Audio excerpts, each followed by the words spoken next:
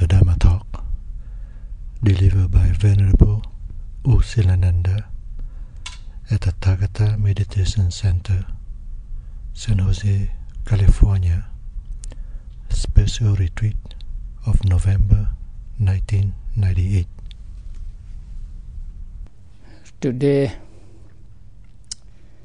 I will talk about a discourse given by the Buddha, and it is found in the collection of medium-length discourses. And this discourse is about the taking heritage. The name of this discourse is called Dhamma Dayada Sutta.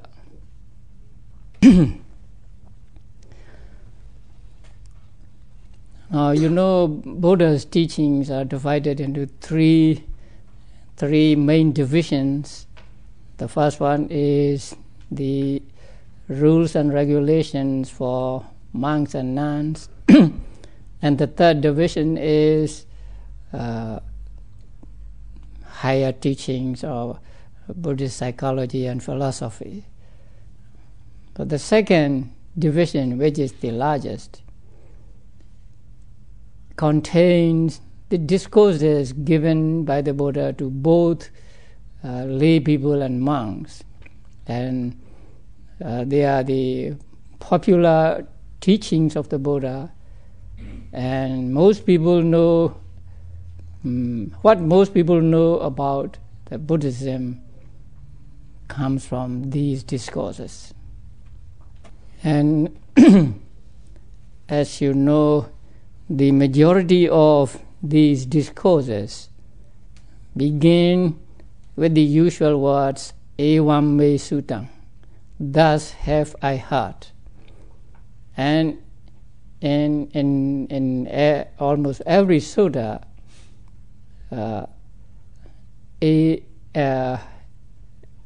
an information about that sutta was given, where this sutta was taught, and on what occasion it was taught, and to whom it was taught.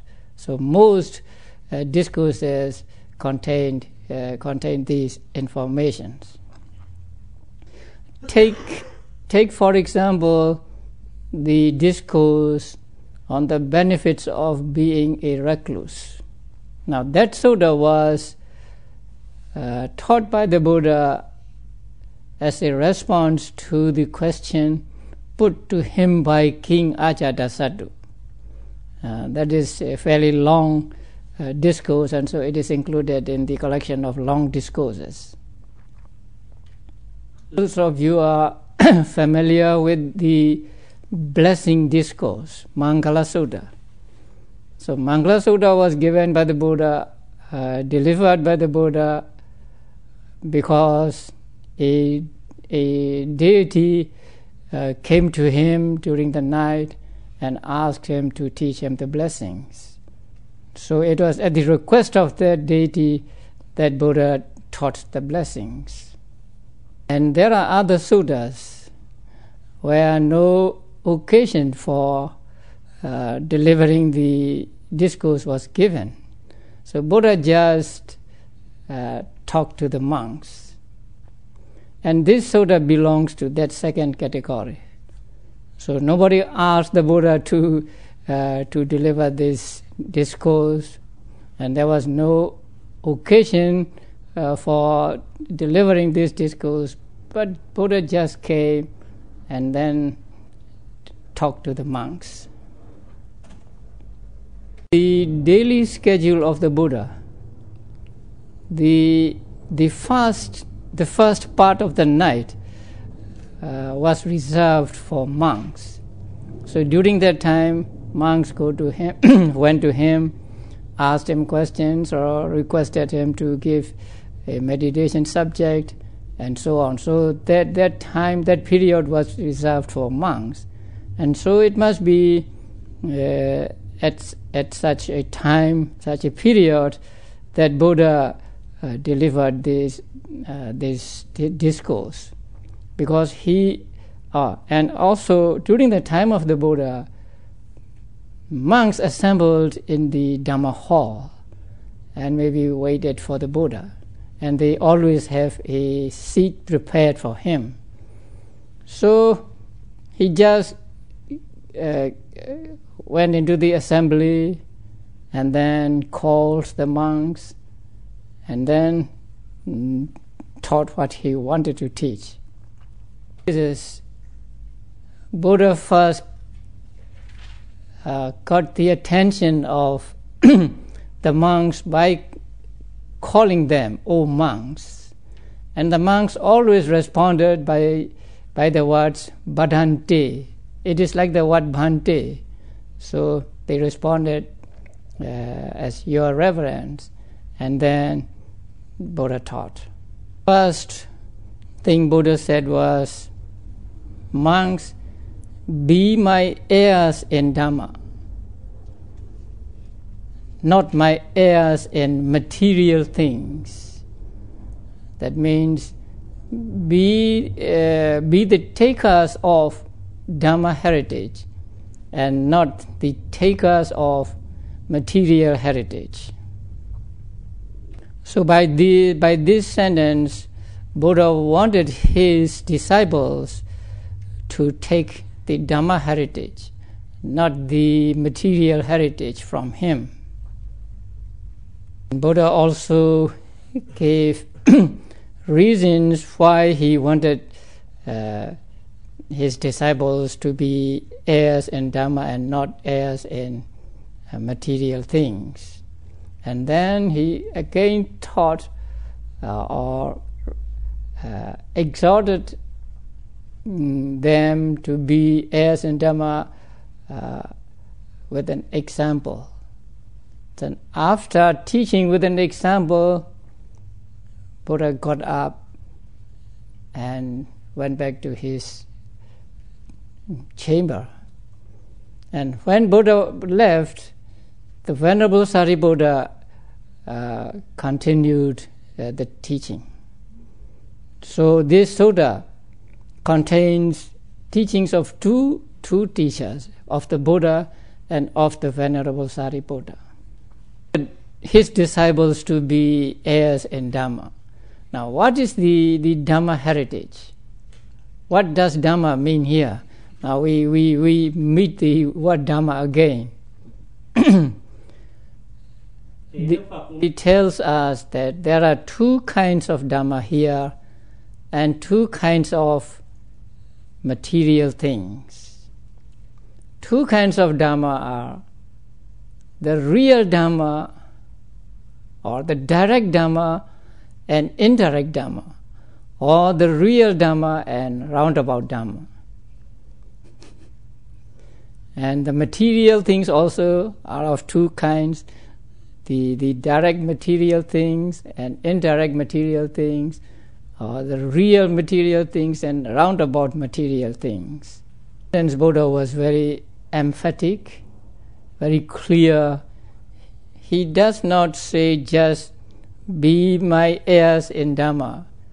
He also said, be not my heirs in material things.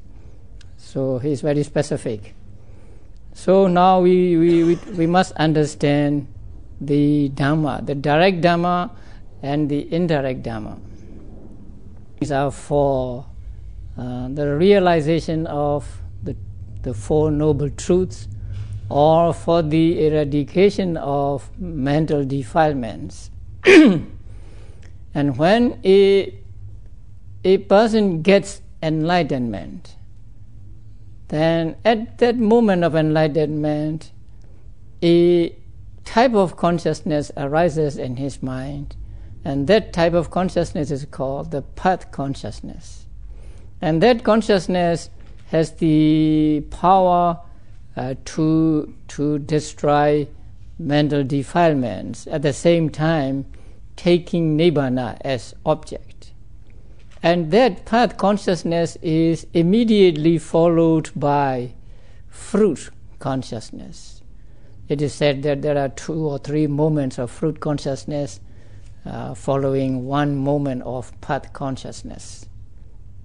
And there are 4 types of path consciousness and 4 types of fruit consciousness. Take Nibbana as object.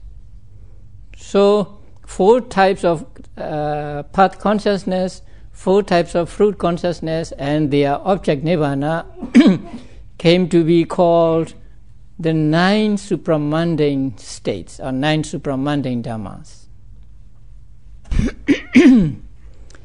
So these are the heritages Buddha wanted to leave for his disciples. These are called heritages because when the disciples attain these types of consciousness or these stages of enlightenment, they get free from mental defilements, and so they get free from suffering, or they get free from rebirth in the samsara. The person gets the first path and the first fruit consciousness. He is called a sotapanna, a stream entrant. So a stream entrant eradicates some mental defilements altogether or once and for all. And since he has eradicated the mental defilements, that would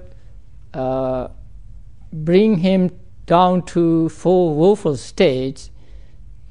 He will not be reborn in these 4 woeful states. And also there will be only 7 more lives for him to go until he attain final passing away. He is called a once returner. No, right? Sagadagami, yeah, he's called a once returner. That means he will return to this human world only once. That means he has only 2 more rebirths. One rebirth in the celestial realm, and one back to the human world. So he has only 2 more rebirths before he attains Nibbana. This returner does not eradicate any mental defilements, but he makes the remaining mental defilements thinner or weaker.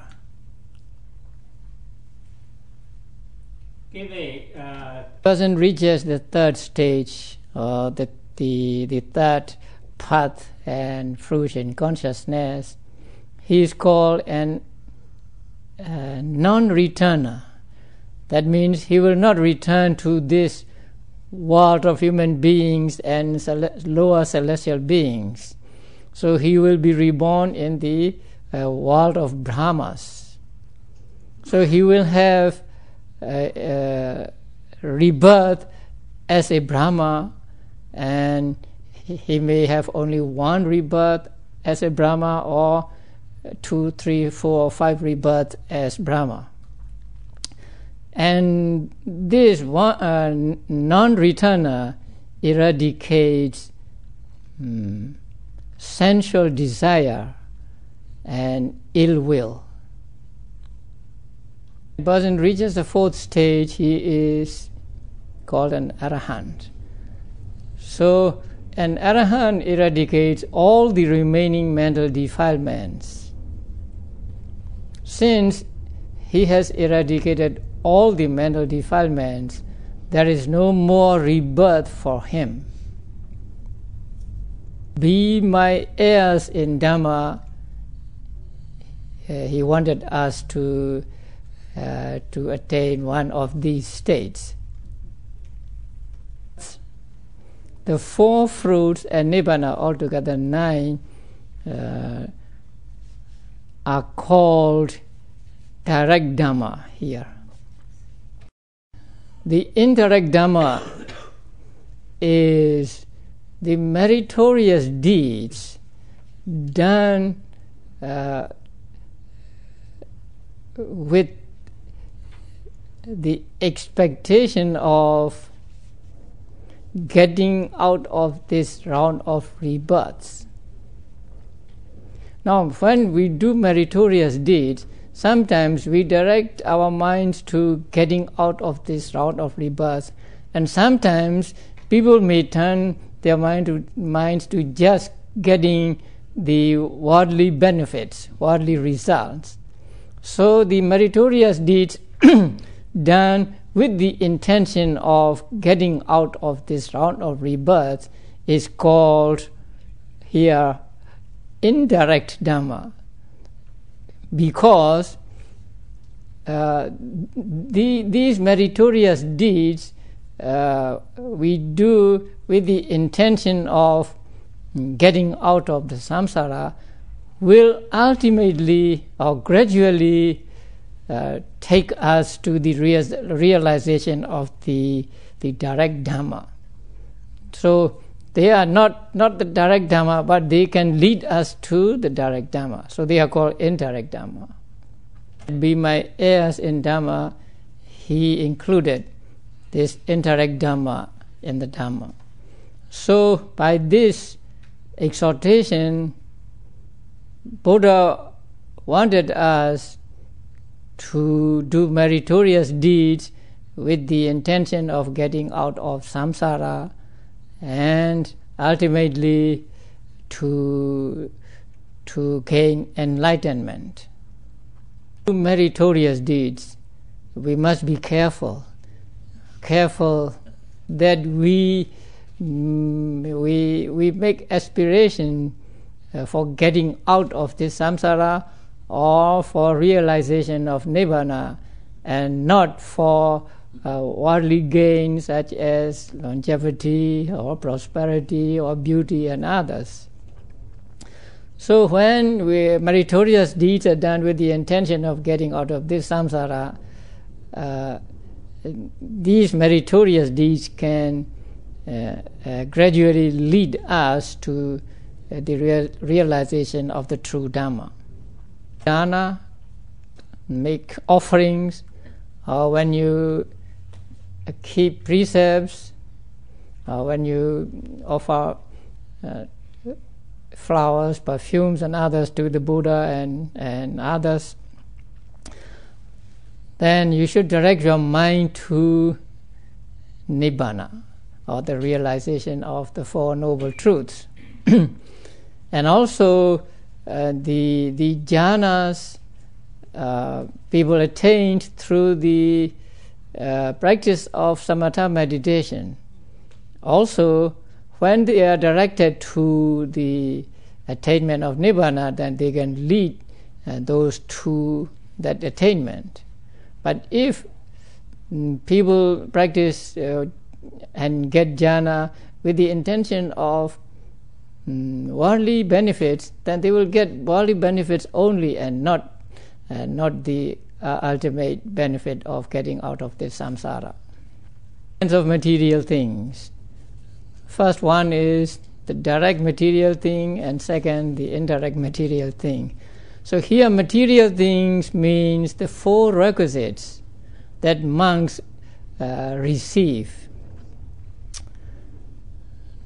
Now there are four requisites for monks, and that they are food, clothing, dwelling place, and medicine, because they are necessary, or because they are, how to call that? They conducive to the well-being of monks. That they are called requisites. They are the ones that monks need to survive. So without food, monks cannot survive. Without clothing, without robes, without dwelling place, or without medicine, they cannot survive. And so these four things are called the requisites for monks. But actually, these four things are requisites not only for monks, for lay people also. You also need these four requisites. You need food, you need clothing, you need a house to live in, and you need medicine. So these are the necessary things for survival of human beings.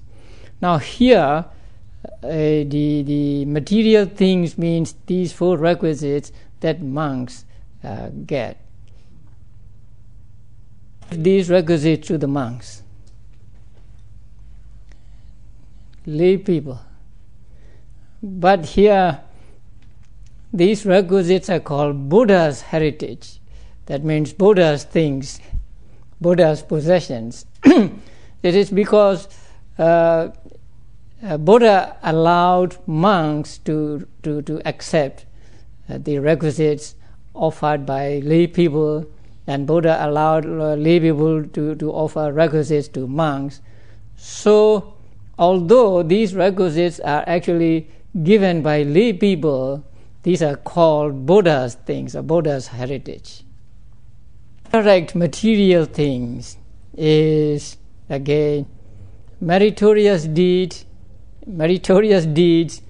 done with the intention of getting just worldly benefits. So if you do a meritorious deed and wish for, say, longevity, or for beauty, or for rebirth in human realm or in the realm of devas and so on, then that meritorious deed is called indirect material things.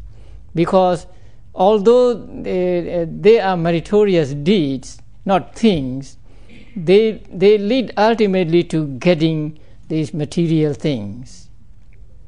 They lead ultimately to getting wealth, possessions, and beauty, longevity, and so on. And so they are called here indirect material things. Four kinds of heritages: two dhammas, dhamma heritage, and two material heritage. And among these four, Buddha exhorted us to take the Dhamma heritage only and not the material heritage. And why did Buddha want his disciples to be heirs in Dhamma and not heirs in material things? Buddha said, I have compassion for you, thinking in what way my disciples will be heirs in Dhamma and not heirs in material things. So the main thing is, Buddha said, I have compassion for you. That means if you go after material things as heritage, then you will suffer. If you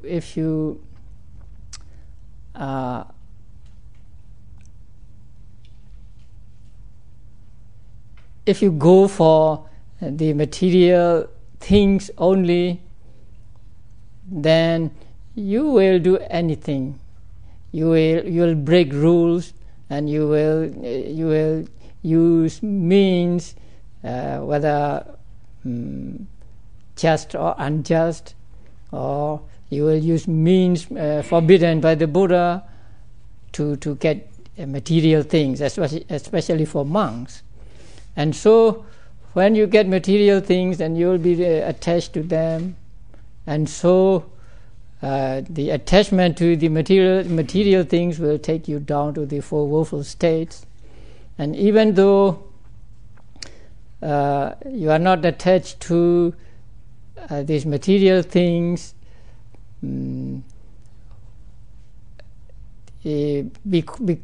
because you use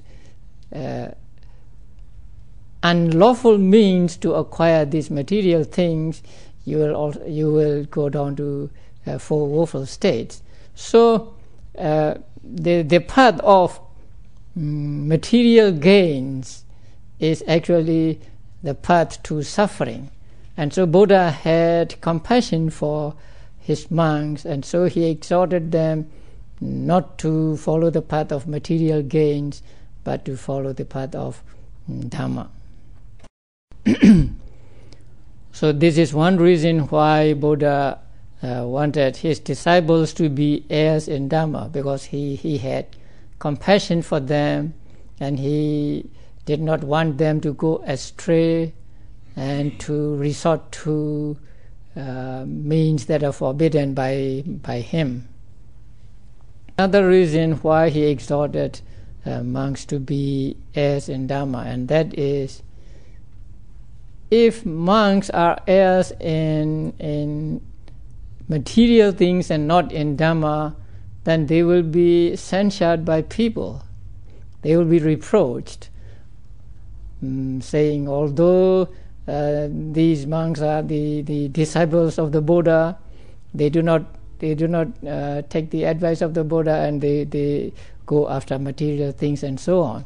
So Buddha said, you will be reproached if you are heirs not in Dhamma but in material things, and I will also be reproached because people will say, oh, this Buddha, he claimed to be an omniscient one, but he is unable to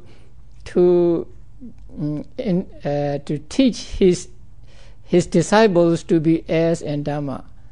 So both the monks and the Buddha will be reproached if the monks become the heirs in material things and not in Dhamma. Continued, if you are heirs in Dhamma and not in material things, then you will not be reproached, and I will not be reproached either. So you become heirs in Dhamma and not in material things. Father taught with an example. The Buddha said, suppose I have eaten. Buddha said, suppose I have eaten and I finished eating, and then there is some alms food left over, and that is to be thrown away. And suppose two monks arrived who are hungry and weak. Then I will tell them, monks, I have finished eating, and there is some left over, and that is to be thrown away. You may eat it if you like. If you don't eat it, then I will throw it away where there is where there are no green plants and trees, or I will drop it into water where there is no life. That means I will have to throw it away if you don't eat. Might think in this way. Now Buddha said that he had eaten and there is something left over, and he said if we do not eat it, then he will throw it away or float it on the water. So there is a food, and I am weak and I am hungry. But Buddha had said that we are not to be heirs in material things, but to be heirs in Dhamma. So following that advice, he would avoid eating that food and pass the night and day hungry and weak.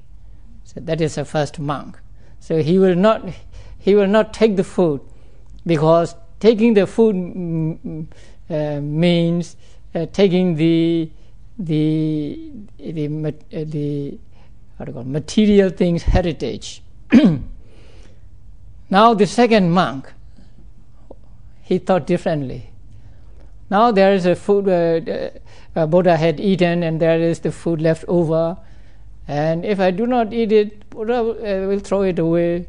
And so why not eat the food so that I can get rid of hunger and weakness, and then I will spend the night and day in comfort. So say he took the food. Then Buddha said, among these two monks, the one who did not eat the food but passed the day and night is more praiseworthy. Now Buddha did not blame the one who ate the food, but he said the monk who did not eat the food but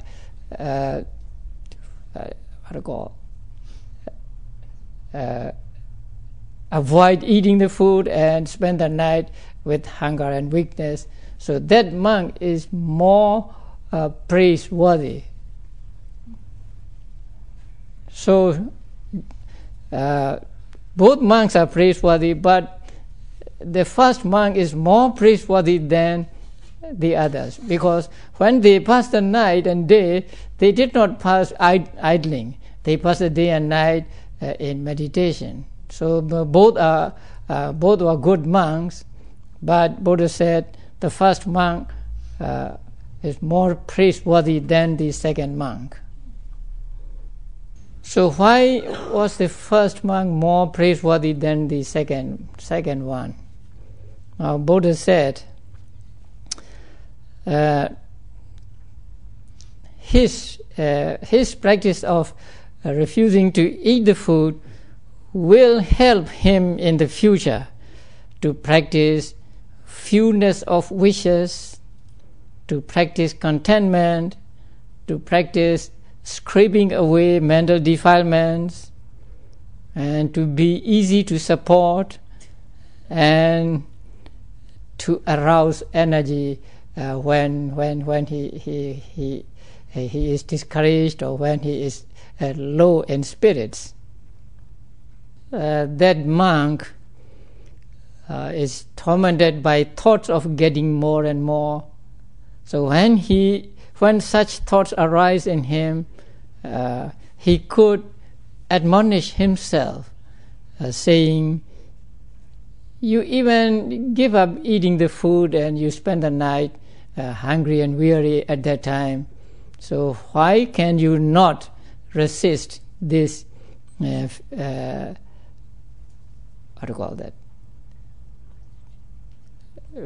having many wishes? So how can you not resist the having many wishes?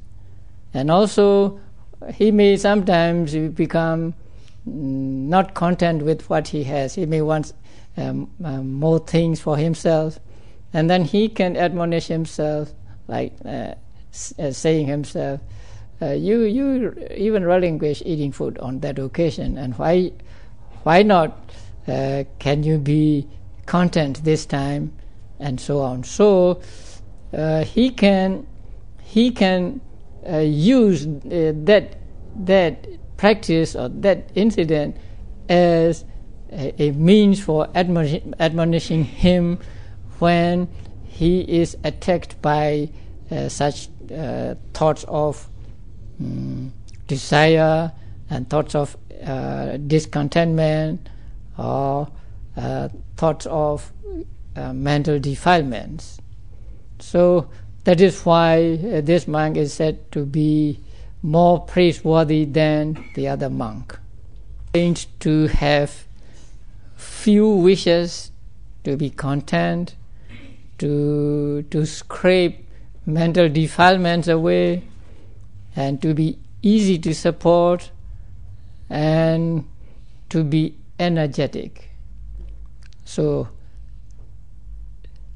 when a monk wants to act against this training or against this advice, then he can admonish himself if he had avoided eating that food left over by the Buddha. That is why Buddha said he was more praiseworthy than the other monk. So monks are trained to be content and to be easy to support. That is very important quality in a monk.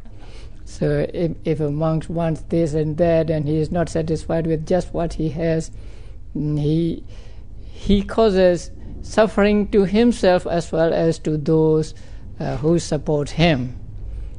So monks should be those who are easy to support. That means who are content with what they are given, and also they are to be content with what they already have. So these are the two qualities, especially these two qualities monks have to develop. So Buddha exhorted his disciples to be heirs in Dhamma and not to be heirs in material things. And how many reasons did he give? Because he had compassion for monks, because if they follow the path of material things, then they will suffer in four woeful states. And so he had compassion for the monks, and so he exhorted them to be heirs in Dhamma and not to be heirs in material things. And the second reason he gave was, if you don't follow the path of Dhamma, if you are not heirs in Dhamma, then you will be reproached, and I will also be reproached. So that is a second reason. And the third is, if you follow the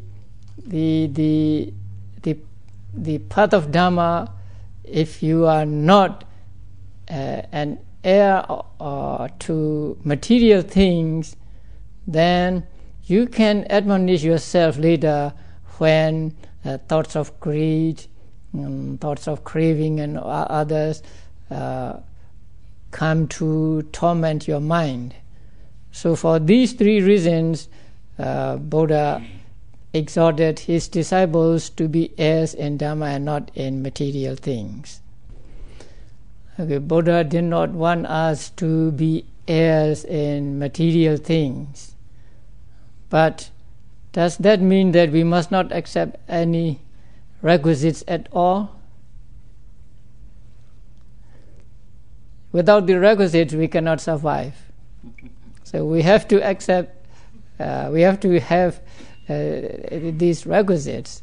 So I think what Buddha meant here was not to accept requisites at all, but to practice contentment, to practice fewness of wishes with regard to these requisites, and not to be attached to these requisites, and not to try to get more and more requisites. Because when a person or a monk wants more and more, then he will resort to any means, not only lawful means, but unlawful means also he will resort to. And so I think here Buddha wanted us to practice restraint with regard to the requisites, but not to get requisites at all. Then that is impossible. What heritage we will take? There are four choices: 2 Dhamma and 2 material things. Which ones would you choose? All 4? No. Just first 2. So the first priority should be the first one, right? The Dhamma. And if not the first one, then the second one, the meritorious deeds with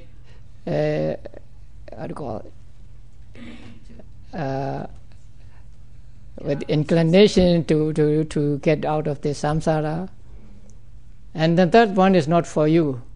It is for monks only. So, and what about the fourth one?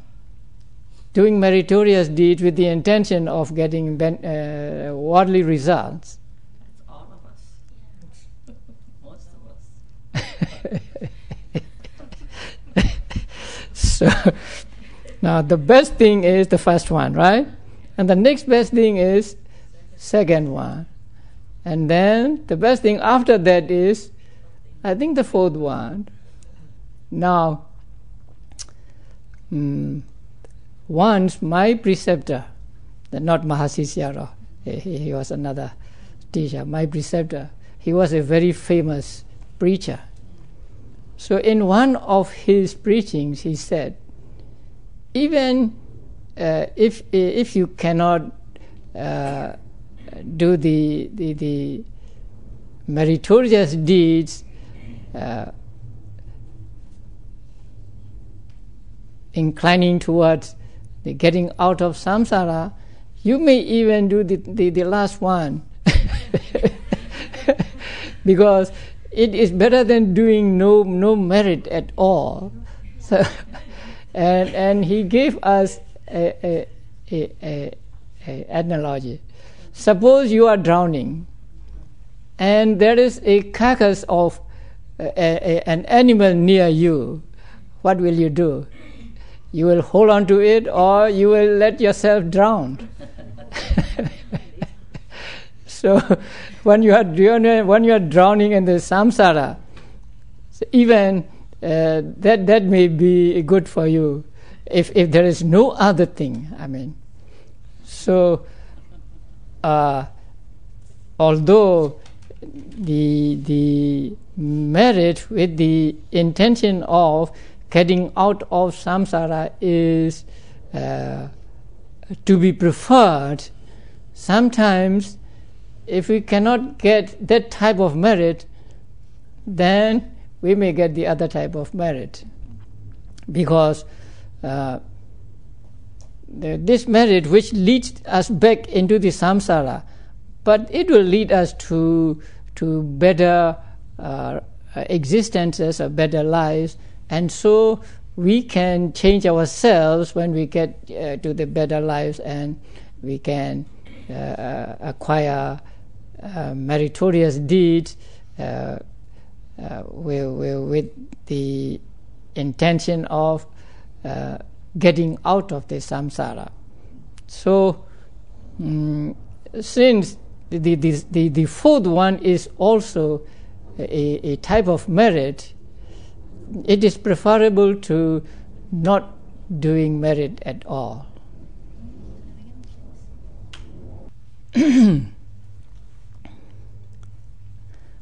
Doing merit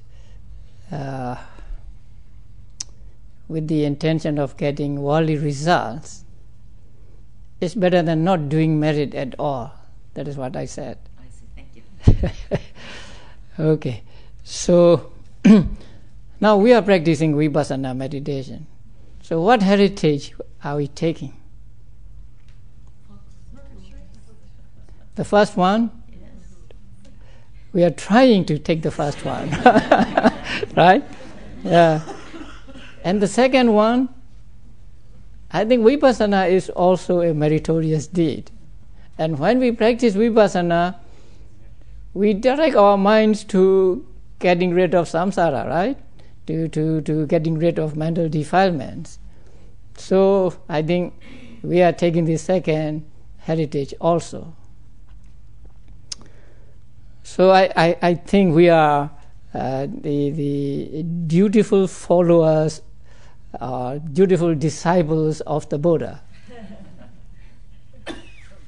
Buddha concluded his short discourse with the very words he said in the beginning, that is, monks, be my heirs in Dhamma and not my heirs in material things, because I have compassion for you, thinking how, in what way my disciples will be heirs in Dhamma and not my heirs in material things. So he concluded, I think it is to emphasize the taking of Dharma heritage.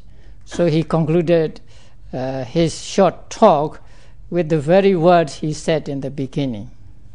The Buddha rose from his seat and went into his dwelling. So he got up and left.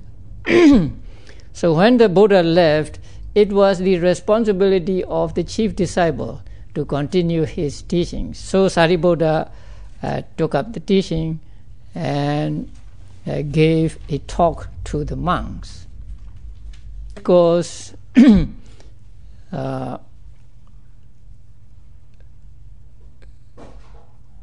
why the Buddha left, the reason why the Buddha left was not given.